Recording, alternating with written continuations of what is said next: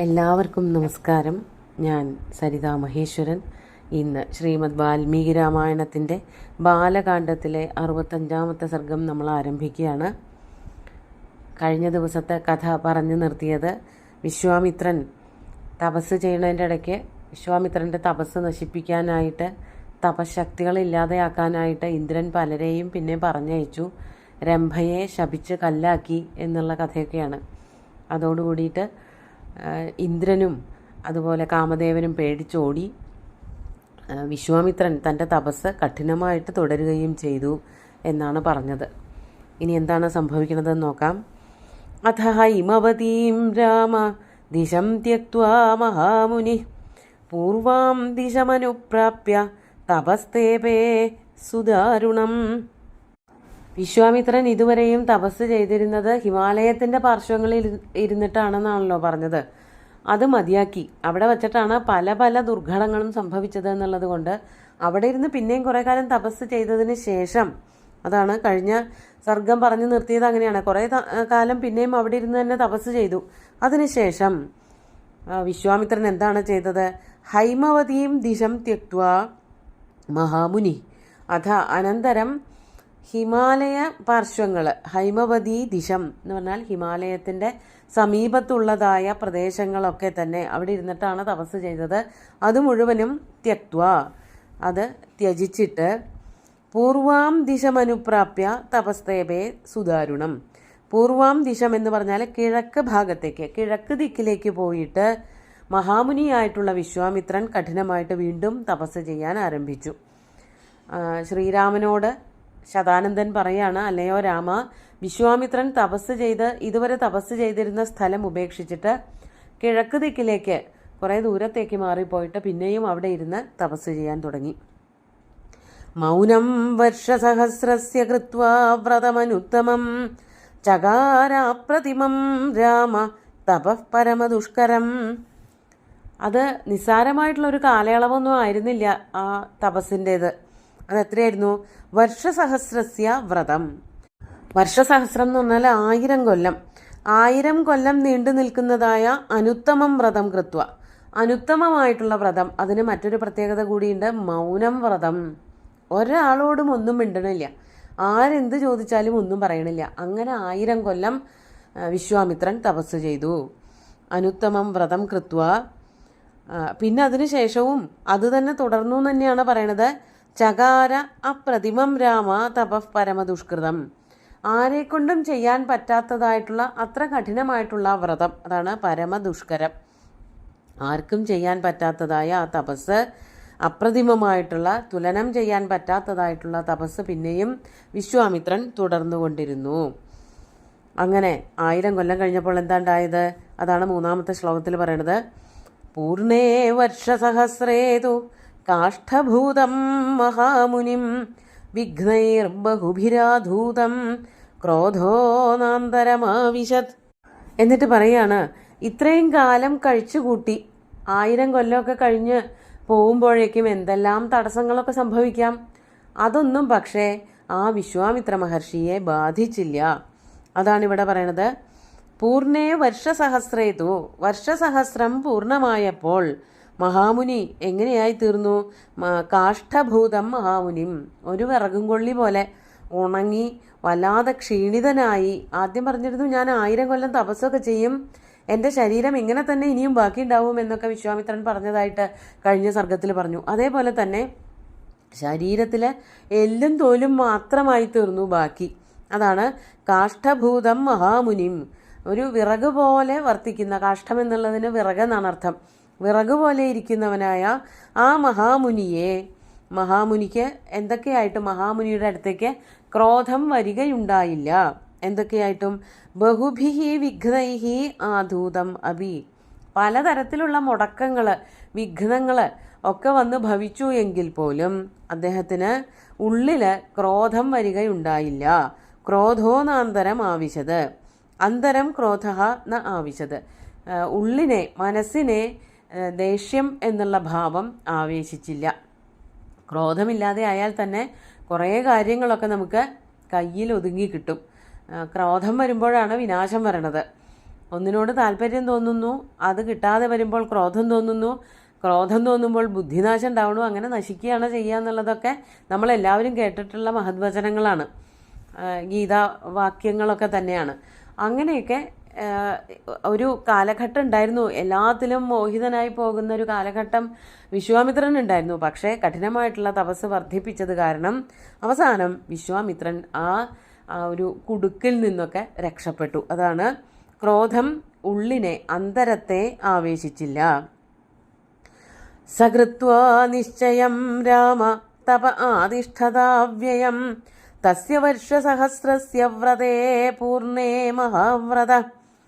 അങ്ങനെ കഠിനമായിട്ട് തപസ് ചെയ്തപ്പോഴാണ് തന്നെ കൊണ്ട് ഇതൊക്കെ പറ്റും എന്നുള്ളത് വിശ്വാമിത്രന് തോന്നലുണ്ടായത്. അതാണ് സകൃത്വാ നിശ്ചയം രാമ തപ ആതിഷ്ഠത അവ്യയം. അവ്യയമായിട്ടുള്ള ഒരു ചാഞ്ചല്യവുമില്ലാത്ത, ഒരു ഇളക്കവും തട്ടാത്തതായ അത്രയ്ക്ക് തീവ്രമായിട്ടുള്ള തപസ് 1000 കൊല്ലം ചെയ്തു കഴിഞ്ഞപ്പോഴേക്കും അദ്ദേഹത്തിന് ഒരു കോൺഫിഡൻസ്, ഒരു ആത്മസംയമനം, ഒരു ആത്മവിശ്വാസമൊക്കെ ഉണ്ടായി. അതാണ് തസ്യ വർഷസഹസ്രസ്യ വ്രതേ പൂർണ്ണേ. വർഷസഹസ്രത്തിൻ്റെ വ്രതം പൂർണ്ണമായതോടുകൂടിയിട്ട് മഹാവ്രതനായിട്ടുള്ള ആ വിശ്വാമിത്ര മഹർഷിക്ക് ഉള്ളിൽ ഇനി യാതൊരു ചാഞ്ചല്യവും ഇല്ലാതെ തുടർച്ചയായിട്ട് തപസ് ചെയ്യാം എന്നുള്ളൊരു ഉറപ്പ് കിട്ടി. ഇതിൻ്റെ ഇടയ്ക്ക് പല സമയത്തും തപസ് ചെയ്യുമ്പോഴൊക്കെ ഓരോരുത്തരെ ആക്രമിക്കും, സ്ത്രീകളുടെ സാന്നിധ്യം ഉണ്ടാവും, അങ്ങനെ മനസ്സൊക്കെ മാറിപ്പോവുകയാണ് പതിവ്. പക്ഷേ ഇപ്രാവശ്യം എന്തൊക്കെ സംഭവിച്ചിട്ടും വിശ്വാമിത്രൻ അതിലൊന്നും വശകനായില്ല. അങ്ങനെ വിശ്വാമിത്രന് നല്ലൊരു ഉറപ്പായി, ഇനി തന്നെ ആകർഷിക്കാൻ ഒരു ശക്തിക്കും സാധിക്കില്ല എന്ന്. അങ്ങനെ ഇരിക്കുമ്പോൾ എന്താ സംഭവിച്ചത്? ഭോക്തുമാരബ്ധവാനന്നം തസ്മിൻ കാലേ രഘുത്തമ ഇന്ദ്രോ ദ്വിജാതിർഭൂത്വാ തം സിദ്ധമന്നമയാചത. ഈ ഒരു വിഷയത്തിൽ, കാമത്തിൻ്റെ വിഷയത്തിൽ മാത്രമൊന്നുമല്ല, സ്ത്രീകൾ വരുമ്പോൾ മാത്രമൊന്നുമല്ല, എല്ലാ ഇന്ദ്രിയങ്ങളെയും നിയന്ത്രിക്കാൻ പറ്റുക എന്നുള്ളത് വളരെ കഠിനമായിട്ടുള്ളൊരു കഴിവാണ്. അപ്പോൾ അങ്ങനെ 1000 കൊല്ലം തപസ് ചെയ്തപ്പോഴാണ് വിശ്വാമിത്രന് മനസ്സിലായത്, ഇനി ഒരു തരത്തിലും എന്നെ എവിടേക്കും കൊണ്ട് ചാടിക്കാൻ, ഇന്ദ്രിയങ്ങളെ പ്രലോഭിപ്പിച്ചുകൊണ്ട് വശംവദനാക്കാൻ സാധിക്കില്ല എന്ന് മനസ്സിലാക്കിയപ്പോൾ അത്രയും കാലം നിർത്തിവച്ചിരുന്നതായ ഭക്ഷണമൊക്കെ കഴിച്ചു. അതാണ് 1000 വർഷം തീർന്നപ്പോൾ ഭോക്തും ആരബ്ധവാൻ, അന്നം ഭോക്തും ആരബ്ധവാൻ. അന്നം ഭോക്തും എന്ന് പറഞ്ഞാൽ ഭക്ഷണം കഴിക്കാൻ. ഇത്രയും ദിവസം ശ്വാസം പോലും നിയന്ത്രിച്ചിട്ടായിരുന്നു തപസ് ചെയ്തിരുന്നത്. അപ്പോൾ പിന്നെ ഭക്ഷണത്തിൻ്റെ വെള്ളത്തിൻ്റെ കാര്യമൊന്നും പറയണ്ടല്ലോ. എന്നാൽ മനസ്സിന് ദൃഢത വന്നതോടുകൂടിയിട്ട് ഇനി ഭക്ഷണം കഴിച്ചാലും കുഴപ്പമില്ല എന്നുള്ളത് കൊണ്ട് തനിക്ക് കിട്ടിയ അന്നം കഴിക്കാൻ വേണ്ടിയിട്ട് വിശ്വാമിത്രൻ പുറപ്പെടുകയാണ്. തസ്മിൻ കാലേ അന്നം ഭോക്തും ആരബ്ധവാൻ. ആ സമയത്ത് വിശ്വാമിത്രൻ ഭക്ഷണം കഴിക്കാനായിട്ട് ആരംഭിച്ചു. അപ്പോൾ എന്താ സംഭവിച്ചത്? ഇന്ദ്രോ ദ്വിജാതിർഭൂത്വ. ഇന്ദ്രൻ ഒരു ബ്രാഹ്മണനായിട്ട് വന്നിട്ട്, ബ്രാഹ്മണന്റെ വേഷം കെട്ടി വന്നിട്ട് സിദ്ധം അന്നം അയാചത. വിശ്വാമിത്രന് ലഭിച്ചതായിട്ടുള്ള ഭക്ഷണം, അത് ചിലപ്പോൾ കായ്കനികളാവാം, പഴങ്ങളാവാം, മറ്റാരെങ്കിലും ദാനം നൽകിയിട്ടുള്ള മറ്റെന്തെങ്കിലും ഭക്ഷണങ്ങളൊക്കെ ആവാം, അത് ചോദിച്ചു വാങ്ങി ഇന്ദ്രൻ. അത്രയും കാലം കഴിക്കാതെ ആറ്റുനോറ്റ് 1000 വർഷക്കാലത്തെ തപസ് ചെയ്തിട്ട് അതിനുശേഷം കഴിക്കാൻ ഒരുങ്ങിയിരിക്കുന്ന വിശ്വാമിത്രനോട് ഇന്ദ്രൻ ഒരു ബ്രാഹ്മണ വേഷം കെട്ടി വന്നിട്ട് യാചിക്കുകയാണ് ആ ഭക്ഷണം തരാൻ പറഞ്ഞിട്ട്. ഇന്ദ്രൻ എപ്പോഴും അങ്ങനെയൊക്കെയാണല്ലോ, വേഷം മാറി വന്നിട്ടൊക്കെയാണ് യാചനകളൊക്കെ നടത്തുക. നമുക്കറിയാം, കർണഭാരം നാടകത്തിൽ കർണനോട് ഇന്ദ്രൻ യാചിക്കുന്നത് ഒരു ബ്രാഹ്മണനായിട്ടാണ്. ഇങ്ങനെ പല സമയത്തും പല വേഷങ്ങൾ കെട്ടിയിട്ട് ഇന്ദ്രൻ തൻ്റെ ഇംഗിതങ്ങൾ, കാര്യങ്ങളൊക്കെ നടപ്പിൽ വരുത്താറുണ്ട്. അങ്ങനെ ഇന്ദ്രൻ അന്നം പ്രാർത്ഥിച്ചപ്പോൾ, അന്നം അർത്ഥിച്ചപ്പോൾ എന്താണ് വിശ്വാമിത്ര മഹർഷി ചെയ്തത്? 6-ാമത്തെ ശ്ലോകം. തസ്മൈ ദത്വാ തദാ സിദ്ധം സർവം വിപ്രായ നിശ്ചിത നിശേഷിതന്നെ ഭഗവാന ഭുക്തൈവ മഹാതപാഹ. അങ്ങനെ ഇന്ദ്രൻ ചോദിക്കേണ്ട താമസം വിശ്വാമിത്രൻ എന്താ ചെയ്തത്? തസ്മൈ സിദ്ധം സർവം തസ്മൈ വിപ്രായ നിശ്ചിത ദത്വാ. നിശ്ചയിച്ചുറപ്പിച്ചിട്ട് ആ വിശ്വാമിത്രൻ തൻ്റെ കയ്യിൽ കിട്ടിയതായ ആ ഭക്ഷണം മുഴുവനും, അന്നം മുഴുവനും തന്നെ വിപ്രനായിക്കൊണ്ട്, ആ ബ്രാഹ്മണനായിക്കൊണ്ട്, ഇന്ദ്രനായിക്കൊണ്ട് ദാനം ചെയ്തു. ഇതെല്ലാം നിശ്ചയിച്ചുറപ്പിച്ചിട്ടാണ്. അതാണ് നിശ്ചിത എന്നുള്ള വാക്കുകൊണ്ട് ഉദ്ദേശിക്കുന്നത്.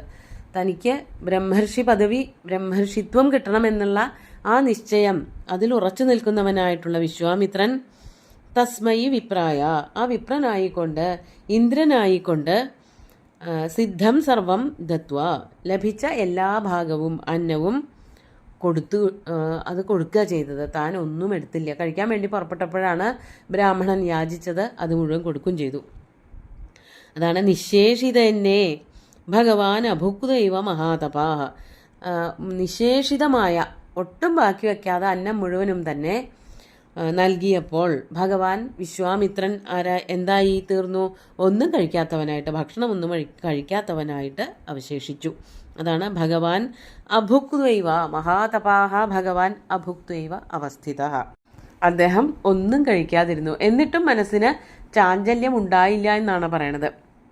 അപ്പോൾ ഭക്ഷണം മുഴുവനും ദാനം ചെയ്തു കൊടുത്തു. ന കിഞ്ചിദവദദ്വിപ്രം മൗനവ്രതമുപാസ്ഥിത തഥൈവാസീത് പുനർമൗനമനുച്ഛ്വാസം ചകാരഃ. എന്നിട്ട് ആ വിപ്രനോടൊന്നും പറഞ്ഞില്ല. വിപ്രൻ ഇങ്ങോട്ട് ആവശ്യപ്പെട്ടു, എനിക്ക് എന്തെങ്കിലും തരുമോ, അല്ലെങ്കിൽ ഈ ഭക്ഷണത്തിൽ നിന്നൊരു ഭാഗം തരുമോ എന്നൊക്കെ ചോദിച്ചപ്പോൾ ഒന്നും മിണ്ടാതെ വിശ്വാമിത്രൻ അത് മുഴുവനും കൊടുത്തു. എന്നിട്ട് പറയാണ് ന കിഞ്ചിത് അവദത് വിപ്രം. വാൽമീകി മഹർഷി പറയാണ്, ആ വിപ്രനോട് ഒന്നും പറയുകയും ഉണ്ടായില്ല വിശ്വാമിത്രൻ. വിപ്രം കിഞ്ചിത് ന അവദത്.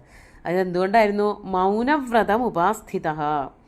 ആയിരക്കണക്കിന് വർഷങ്ങൾ മൗനവ്രതം ആചരിച്ച വ്യക്തിയാണ്, അങ്ങനെയുള്ള മഹാമുനിയാണ്. അതുകൊണ്ട് ഒന്നും തന്നെ മിണ്ടിയില്ല. മൗനവ്രതം ഉപാസ്ഥിത. തഥൈവാസീത് പുനർമൗനം അനുച്ഛ്വാസം ചകാരഃ. അങ്ങനെ തന്നെ പിന്നെയും തപസ് തുടർന്നു. മൗനം ആയിട്ടുള്ളതായ തപസ് ഉച്ഛ്വാസത്തിലും ശ്വാസോച്ഛ്വാസങ്ങളൊക്കെ നിയന്ത്രിച്ചു കൊണ്ടുള്ള ആ കഠിനമായിട്ടുള്ള തപസ് പിന്നെയും വിശ്വാമിത്രൻ തുടരുകയാണ് ഉണ്ടായത്. ഒന്നും ചോദിക്കുകയും പറയുകയൊന്നും ഉണ്ടായില്ല എന്നർത്ഥം. ഇന്നത്തെ ശ്ലോകങ്ങളൊന്നുകൂടി ചൊല്ലാം.